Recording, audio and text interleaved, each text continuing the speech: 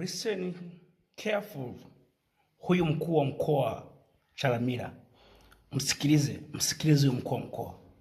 Niwaombe wana Dar es Salaam, mliamini jeshi lenu la polisi na vyombo vyote vya dola kwamba linaendelea kuhakikisha wewe mwana Dar es Salaam unakuwa salama.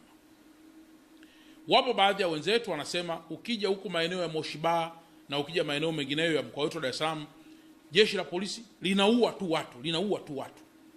Naomba niwaambie kwamba hizi si habari za kweli.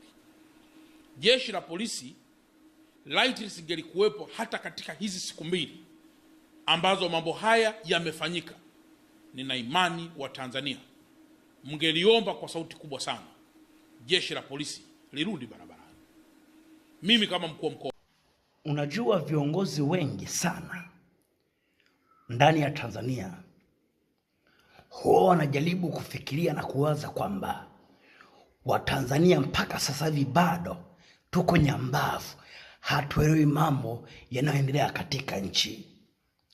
Lakini ni waarifu umma wote wa viongozi wote Tanzania kwamba Watanzania sisi sio nyambavu. We have a brain, we have everything in the mind. No one can come here kutuambia ujinga tu ambao upo.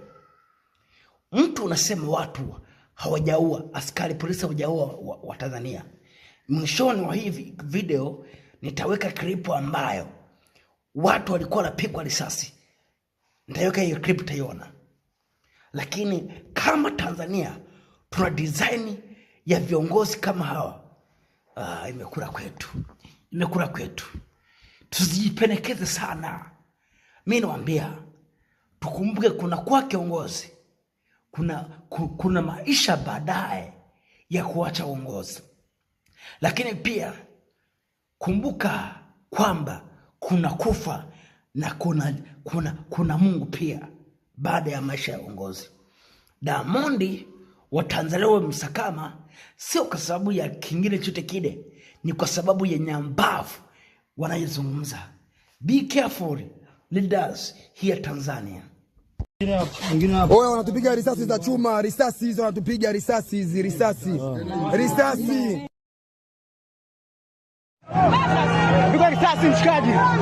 Piga risasi mshikaji. Wamempiga risasi ndugu yetu.